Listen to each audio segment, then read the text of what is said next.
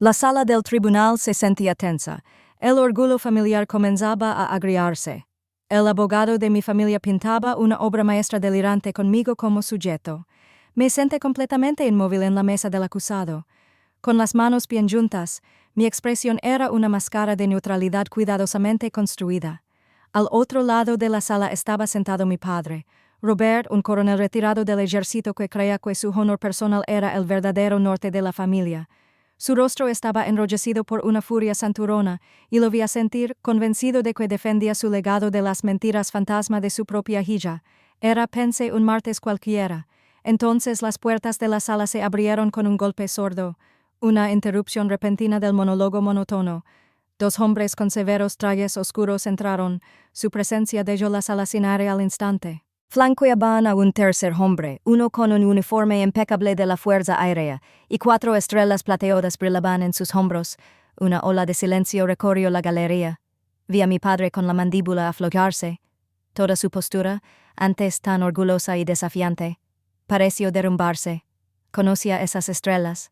El general Wallace, director de la Agencia de Inteligencia de Defensa, avanzaba con una determinación que dominaba el espacio. Hay un mundo de distancia del drama mezquino de esta sala.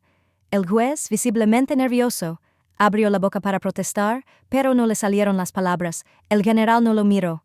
No miró a mi padre. Sus ojos encontraron los míos, y en ellos vi un respeto familiar y cansado. Se detuvo a pocos metros de mi mesa y levantó la mano en un saludo lento y perfecto que rompió el silencio como un disparo.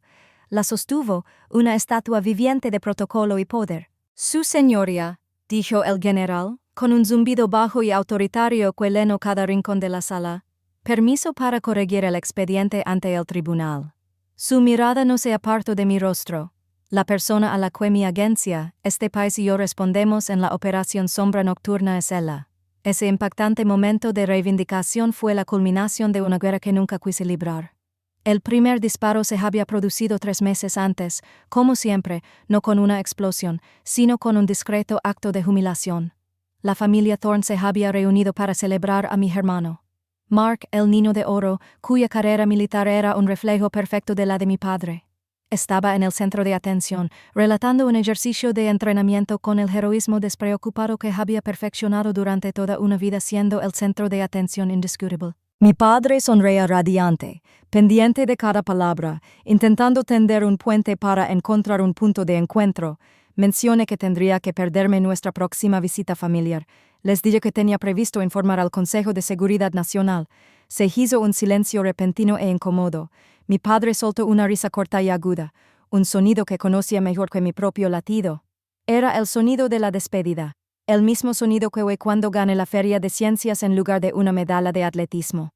El mismo sonido que él emitió cuando elegí una universidad conocida por su calidad académica en lugar de una con un famoso programa rock. Informarle sobre que Aeris se burló. Su voz era lo suficientemente alta como para que toda la familia la oyera. El sistema decimal de We dijo que era una herida. No hagas que las cosas sueñen importantes. Tu hermano está allí fuera liderando hombres. Tu trabajo es apoyar a gente como él. Conoce tu papel. Vi a mi hermano sonreír con suficiencia, lo disfruto. En ese momento, algo dentro de mí no se quebró, sino que me perdonó. No solo me menospreciaba, me llamaba mentirosa. No tenía ni idea de que esta vez lo pondría por escrito, presentando una demanda que obligaría al mismo sistema que veneraba a elegir entre su orgullo y sus secretos, para entender el ajuste de cuentas que siguió, y que comprender las 2 vidas que me obligaron a vivir. Para mi familia yo era un fantasma, una nota al pie en una historia que ya habían escrito. La tinta de esa historia levaba décadas seca. Recuerdo tener tenanos sentado en el suelo del estudio de mi padre mientras él pulía meticulosamente sus medallas. Le enseñaba a mi hermano Mark sobre el honor, el legado y el peso del mando. Acababa de pasar una semana construyendo una compleja placa de circuito, una pequeña red de cables y resistencias que podía hacer parpadear una luz en una secuencia específica. Estaba tan orgulloso. Cuando intenté enseñárselo, mi padre bajó la mirada, sin siquiera fijarse en él. «¿Qué bien, cariño?», dijo con voz distraída. «Ahora vete, los hombres están hablando». No pretendía ser cruel. En su mente simplemente estaba afirmando un hecho. Mi mundo de lógica y circuitos era un pasatiempo irrelevante. El mundo de uniformes y formaciones de Mark era la única realidad que importaba. Ese despido se convirtió en el modelo de toda mi vida familiar. Veían la carrera de mi hermano como un espectáculo público de éxito. Cada ascenso era una fiesta. Cada condecoración, una reliquia familiar. Mi vida, en cambio, era una incógnita silenciosa e incómoda. Mi trabajo en el Pentágono, del que jamás podría hablar, se redujo a algo que ellos podían entender. Me apodaban la bibliotecaria o a veces la archivista. De verdad creen que era una G7, una administradora de bajo nivel archivando papeles en un sótano polvoriento, y hablaban de ello con una suave y lastimera vergüenza. Esta narrativa no era solo una suposición. Era un principio de fe que se reforzaba cada vez que no podía ir a un día festivo por trabajo. Cada vez que un regalo de cumpleaños era una tarjeta de regalo genérica porque no tenía ni idea de lo que realmente hacía. Y la artífice de esta frágil pieza fue mi madre, Eleanor, una mujer que consideraba la armonía familiar un texto sagrado, incluso si las escrituras eran mentiras. Tras un comentario particularmente mordaz de mi padre sobre mi falta de ambición, finalmente la confronté. Ella solo suspiró con ese sonido cansado y apaciguador que había sido la banda sonora de mi infancia. Aeres ya sabes cómo es tu padre, di yo, retorciéndose las manos en el regazo. Su mundo es tan blanco y negro, el trabajo de Mark es tan sencillo, es visible, necesita nuestro apoyo. ¿No lo ves? Lo que vi fue una estructura familiar entera construida sobre los cimientos de mi invisibilidad. Mi fuerza se daba por sentada, así que podía ser ignorada.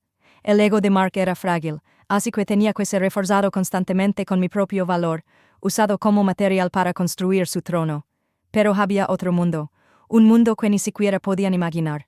Existía en el frío silencioso e iluminado de un esquife, una instalación de información compartimentada y sensible, un lugar donde mi nombre no era una broma, sino una clave. Mientras celebraban el último ascenso de Mark en una ruidosa barbacoa familiar, yo estaba a medio mundo de distancia, figurativamente hablando, observando tres pantalas silenciosas que mantenían la vida de un agente en la cuerda floja. Los únicos sonidos eran el zumbido de los servidores clasificados y los suaves clics de los teclados de mi equipo. Aquí, yo no era el bibliotecario. Aquí yo era el director. Esa noche en particular, la situación se estaba deteriorando. El agente no se presentó a su segundo registro, informó mi analista principal con voz tensa pero tranquila. El pase satelital muestra movimiento de vehículo no programado cerca del punto de extracción. Mi mente repasaba a toda velocidad los protocolos, las variables, los márgenes de error increíblemente estrechos. El ruido del mundo familiar se desvaneció. Lo único que importaba era la señal, los datos, el ser humano al otro lado de ese frágil hilo electrónico. Este era mi verdadero trabajo, no archivar documentos, sino reconstruir el futuro a partir de susurros y sombras. Sentí que me invadía la calma, la claridad familiar que surge cuando hay mucho en juego. Abrí el perfil de los activos, comparándolo con los últimos datos de inteligencia. Necesito un análisis completo designante en el sector Ford de la red, dije en voz baja, e incluso lo compare con el último paquete de transmisión de los activos. Tenemos 30 minutos antes de que se active el protocolo Nightfall o lo perderemos para siempre. Mi equipo no me cuestionó. No dudaron, se movieron, dedos volando sobre teclados, extrayendo datos de sistemas que mi familia desconocía. Esta era una autoridad diferente, una que no se exigía a gritos, sino que se ganaba en la silenciosa presión de salas como esta. En momentos tan críticos como este la información fluyó, el patrón era erróneo, un detalle demasiado perfecto, demasiado nítido. El movimiento no era una emboscada. Era una trampa diseñada para parecerlo, con la intención de atraer a nuestro equipo de rescate a campo abierto. Era un desmayo. La verdadera amenaza estaba en la ubicación principal, el lugar que creían ya despejado. Aborten la extracción, dije con la fría y firme certeza de la decisión en mis entrañas. Redirige todos los recursos al principal ahora. Siguió un tenso silencio durante 3 largos minutos que parecieron eternos. Entonces, una voz crepitó en mi línea segura. Una voz que conocía bien. Era el General Wallace. Buena decisión, Director. Fue todo lo que dijo. El simple y profundo reconocimiento me llenó el pecho de una calidez que ningún elogio familiar forzado jamás podría. Era real. Durante años había mantenido mi mundo separado para protegerlos. Pero su demanda no era solo un ataque contra mí. Era una amenaza para mi trabajo, una amenaza para los profesionales silenciosos a quienes juré proteger. Habían descartado mi vida como una fantasía, una mentira elaborada que me decía a mí mismo para consolarme. Así que decidí finalmente darles una demostración de mi realidad, usando el único lenguaje que realmente respetaban, el protocolo y el rango. La citación legó un martes en un sobre grueso e intimidante. El lenguaje legal estaba diseñado para impactar y abrumar. Palabras como difamación, fraude y cese y desistimiento saltaban de la página. Lo leí 2 veces, mientras mi café se enfriaba a mi lado. Mi madre me llamó con voz temblorosa, preguntándome si había recibido los papeles. Mi hermano me envió un solo mensaje. No tenía por qué ser así, pero no sentí ira ni pánico. En cambio, una calma profunda y escalofriante me invadió. Durante toda mi vida, me habían juzgado en el tribunal de la opinión familiar, un lugar sin reglas ni apelaciones. Finalmente cometieron el error de trasladar la batalla a otra jurisdicción, la mía.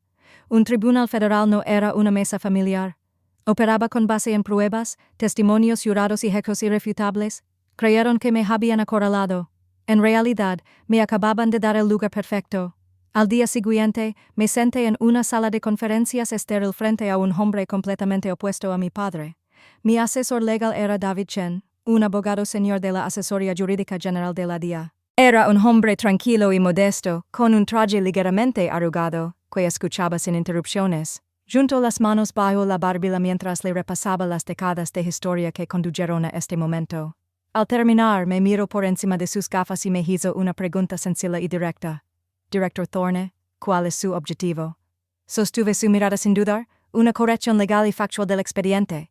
DJ, sin dramatismo, sin emoción, solo una declaración de objetivos. Una pequeña sonrisa, casi imperceptible, se dibujó en sus labios. Un objetivo elegante, dijo, en ese caso, no pelearemos, no discutiremos, simplemente obedeceremos. Luego expuso la estrategia. Era simple, precisa y devastadoramente efectiva. Responderíamos a su solicitud de descubrimiento presentando mi historia laboral oficial como prueba. Mi título real, Director Especial, Programa de Acceso, Nightshade, y mi categoría de salario civil, que me otorgaba la autoridad equivalente a la de un oficial superior en ciertas áreas.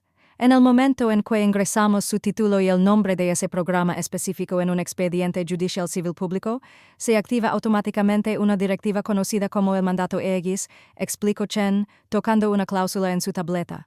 Se trata de un protocolo de seguridad nacional diseñado para prevenir la divulgación involuntaria de programas clasificados mediante litigios civiles. Es una trampa. Me miro, con la gravedad de la situación claramente reflejada en sus ojos. Tu familia cree que te están demandando por mentir sobre un trabajo. Sin embargo, el sistema lo interpretará como una petición formal para desclasificar secretos de Estado. El Departamento de Defensa no tendrá más remedio que intervenir. Tenía razón. Habían construido todo su caso partiendo de la base de que yo era impotente, de que mi mundo era pequeño e imaginario. Nunca consideraron que mi silencio no era una debilidad, era una necesidad profesional. Mi padre creía que los tribunales eran campos de batalla para los abogados. Yo sabía que eran sistemas con reglas y protocolos. Había iniciado una guerra que no podía comprender y no tenía ni idea de que mi obediencia era el detonante. El sistema ahora venía a por él. Estábamos de vuelta en la sala del tribunal para el acto final y el aire estaba cargado de una victoria inminente. La suya, no la mía. El abogado de mi familia estaba presentando sus alegatos finales. Una exhibición teatral y petulante para beneficio del juez y de mi familia. Me pintaba como una figura trágica, una funcionaria solitaria, tan desesperada por la aprobación que su heroica familia no podía darle, que se había inventado una vida importante. Usó palabras como un grito de socorro, y a una fantasía inofensiva pero necesaria. Miré a la galería. Mi padre Robert se recostó en su asiento, con una expresión de sombría satisfacción. A su lado, mi hermano Mark no pudo reprimir una leve sonrisa triunfal. Disfrutaban de esto, de este desmantelamiento público, de esta estigmatización oficial de mí como mentiroso. Era la validación que siempre habían anhelado. El juez, un hombre que claramente respetaba el pasado militar de mi padre, me miró con franca compasión. Estaba listo para firmar el documento que declaraba mi vida una mentira. Entonces, las pesadas puertas de roble al fondo de la sala se abrieron de par en par. No fue un ruido fuerte, pero fue tan categórico, tan fuera de lugar, que las palabras del abogado se le quebraron y se le quedaron en la garganta. Todos se giraron. Dos hombres con trajes oscuros y severos entraron, sus ojos recorriendo la habitación con una vacuidad profesional que resultaba más intimidante que cualquier amenaza manifiesta. Se movieron con fluida precisión, separándose para flanquear a un tercer hombre que entró en la luz. Era el general Wallace. Una visible onda expansiva recorrió la habitación. El rostro de mi padre palideció, como si le hubieran quitado un tapón. La satisfacción petulante desapareció, reemplazada por una incredulidad cruda y descarnada que rozaba el terror. El faraón, un hombre corpulento acostumbrado a lidiar con discusiones insignificantes, se movió para interceptarlos. «Esta es una sesión a puerta cerrada», empezó a decir, pero uno de los trajeados simplemente levantó una pequeña cartera de cuero con credenciales. El alguacil se detuvo en seco, con los ojos abiertos como platos. Miró primero al carne y luego al general y luego retrocedió 2 pasos, fundiéndose con la pared como si nunca hubiera estado allí. El general Wallace caminaba por el pasillo central. Sus zapatos lustrados no hacían ruido sobre el suelo de mármol. Se movía con una gracia pausada que imponía un silencio absoluto. Su presencia absorbía todo el oxígeno del insignificante drama de mi familia. Se detuvo ante el estrado del juez, con los 2 hombres trajados de pie, silenciosos tras él, como estatuas. «Su señoría», comenzó con voz serena, pero con todo el peso de sus 4 estrellas, General John Wallace, director de la Agencia de Inteligencia de Defensa, disculpe la interrupción. Dejó una carpeta celada con un borde rojo brillante sobre el escritorio del secretario. Las palabras «alto secreto» se destacaban con crudeza sobre el carmesí. Solo para los ojos del juez, había convertido la sala del tribunal en una instalación segura. El Departamento de Defensa está presentando una moción de emergencia para anular el caso y una declaración formal de interés en este caso bajo el título 28 del Código estadounidense, SS 517, para evitar la divulgación inminente y catastrófica de información clasificada. El juez, que momentos antes parecía aburrido, ahora estaba sentado de golpe, con el rostro entre confundido y asustado.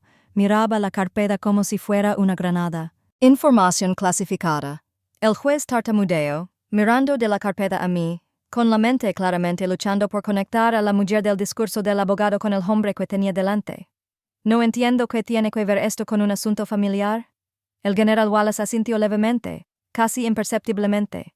Luego giró ligeramente el cuerpo, un movimiento deliberado y calculado, de modo que se dirigía no solo al juez, sino a la galería donde mi padre y mi hermano estaban paralizados en un cuadro de horror. «Esta demanda civil, su señoría, se basa en la falsa afirmación de que la acusada ladra. Iris Thorne ha tergiversado su papel y autoridad dentro del gobierno de los Estados Unidos». Hizo una pausa, dejando que el silencio se alargara, obligándolos a sentir el peso de lo que se avecinaba. Permítanme ser inequívocamente claro para que conste. Thorne es el director de un programa de acceso especial llamado Nightshade, un proyecto de la mayor importancia nacional. Mi padre se estremeció como si lo hubieran golpeado. Mi hermano se quedó mirando, con la boca ligeramente abierta, sintiendo de repente su propia carrera como si fuera insignificante. Pero el general no había terminado. Se acercó un paso a mi mesa. Además, continuó, bajando ligeramente la voz, pero sin perder su intensidad acerada. Sus niveles de autorización para este proyecto y sus operaciones relacionadas están clasificados por encima del alto secreto. De hecho, están por encima de los míos. Durante la duración y el alcance de la operación Sombra Nocturna, su rango es superior al de todos en esta sala, incluyendo a mí. Ese fue el golpe de gracia. La visión del mundo de mi padre, una vida construida sobre una rígida jerarquía de rango y uniforme, acababa de ser pública e irrefutablemente destrozada por su símbolo supremo. Observe cómo sus hombros se desplomaban. La orgullosa postura militar que había mantenido durante 50 años se disolvió en la de un anciano destrozado. El general Wallace entonces les dio la espalda por completo a mi familia y al juez. Me miró y en la sala del tribunal, muerta y silenciosa, levantó la mano en un saludo seco y poderoso, golpeándose la frente con un sonido que resonó en las paredes de madera. «Doctor Thorne», di yo, con la voz ahora impregnada de un respeto profesional formal. «En nombre de una nación agradecida, y como su subordinado en este asunto, me disculpo formalmente por esta flagrante violación de seguridad. Nos encargaremos de ello a partir de ahora». Mi padre se pasó la vida sermoneándome sobre el significado del rango, y en apenas 30 segundos, un general de 4 estrellas le enseñó que mi nombre tenía más peso que toda su carrera. El juez desestimó el caso con prejuicios, su voz apenas un susurro. El mazo cayó con un suave golpe final que no pareció una declaración de justicia, sino una silenciosa rendición a una autoridad que no podía comprender. La sala empezó a vaciarse, pero mi familia no se movió. Estaban sentados apinados en la galería, 3 estatuas taladas por la vergüenza, de repente invisibles para todos los demás en la sala. Su abogado, un hombre que minutos antes había estado tan lleno de fanfaronería, empacó su maletín en silencio, negándose a mirarlos a los ojos. El mundo que habían construido con tanto cuidado, un mundo donde ellos eran los héroes y yo la nota al pie, había sido borrado del mapa en menos de 5 minutos. El aire a su alrededor estaba impregnado del silencio de su irrelevancia. El general Wallace me hizo un gesto sutil con la cabeza. Uno de sus hombres se adelantó. «Director, lo acompañaremos a la salida». Me puse de pie con las piernas más firmes que en todo el día y los seguí. Caminamos por el pasillo central y, por un instante fugaz, mi camino me levó justo por delante de la fila donde estaban sentados. No giré la cabeza, pero los vi de reojo. Mi madre lloraba a mares. Mi hermano miraba al suelo pálido y desganado. Y mi padre, con la mirada fija al frente, sin ver nada. La postura rígida del orgulloso coronel finalmente rota. No había triunfo en mí, solo la sombría y silenciosa irrevocabilidad de una puerta que se cerraba con llave por última vez. Era su carga. Ahora, 6 meses después, me encontraba en una sala conocida como el Tanque. Es la sala de conferencias segura del Estado Mayor Conjunto en las profundidades del Pentágono, un lugar donde se debate el destino de las naciones con aire fresco y filtrado. Estaba a la cabeza de la inmensa mesa pulida. Una posición que nunca soñé ocupar, dirigiendo una sesión informativa completa sobre la evaluación de amenazas y la evolución global de la Operación Nightshade. Los rostros que me devolvían la mirada pertenecían a algunas de las personas más poderosas de las comunidades militar y de inteligencia, almirantes, altos funcionarios y jefes de departamento. Ahora eran mi público. No pasé por alto la intensidad del momento. Recordé una vez en la que ni siquiera mi padre me escuchaba cuando hablaba de una placa de circuito impreso.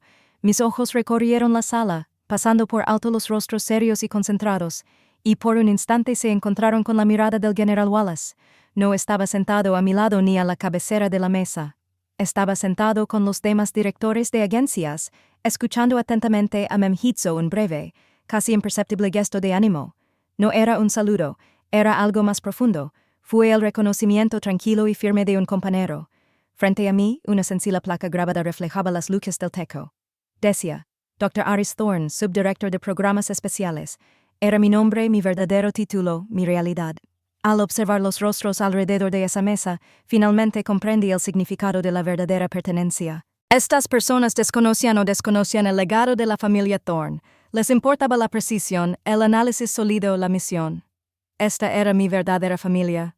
Una meritocracia forjada en la presión silenciosa de la crisis. Unida no por una obligación disfuncional, sino por un cimiento de respeto mutuo inquebrantable. Todos nos habíamos ganado nuestro lugar en esta mesa gracias a nuestra competencia. No había niños de oro ni invisibles, solo había bienes y recursos, juzgados únicamente por sus méritos. Había pasado tantos años intentando ganarme un lugar en la mesa de mi familia, sin darme cuenta de que la silabachía que me reservaron había sido un regalo. Me obligó a salir y construir la mía. Más tarde esa noche, estaba en mi apartamento, un espacio minimalista y tranquilo, completamente mío, contemplando las luces de la ciudad. Mi teléfono vibró sobre la encimera. Era un mensaje de texto de un número del que no había tenido noticias en medio año. Mi madre. Lo abrí. El mensaje era breve. Aris, tu padre lo siente mucho. Quiere hablar. Por favor, llámame. Lee las palabras y espere la punzada familiar, el destello de esperanza, el deseo descarado de escuchar por fin la disculpa que había ansiado durante 30 años. Pero no legó nada. Era como un analista revisando viejos datos archivados de una misión que había concluido hace mucho tiempo. Vi el fantasma de la niña con la placa de circuito, del adolescente con la beca que ignoraron, de la mujer a la que llamaron mentirosa. Reconocí los datos, pero ya no tenían ninguna relación con la operación actual. La operación era yo, mi vida, mi paz. Mi paz ya no dependía de su validación. Con un dedo tranquilo y firme, mantuve presionado el hilo de mensajes. Presioné archivar. El mensaje desapareció sin hacer ruido. Tomé un sorbo de té y volví a la ventana. Sentí una profunda y serena sensación de libertad. Mi padre creía que un legado era un nombre que se hereda. Descubrí que en realidad se trata de las cargas que uno está dispuesto a llevar en silencio y que ha reconocido por decisión propia. A veces, las personas más reservadas tienen las misiones más importantes. Si alguna vez has confundido tu competencia con debilidad, cuéntanos tu momento de reconocimiento en los comentarios. En esta comunidad, respetamos el trabajo que pasa desapercibido.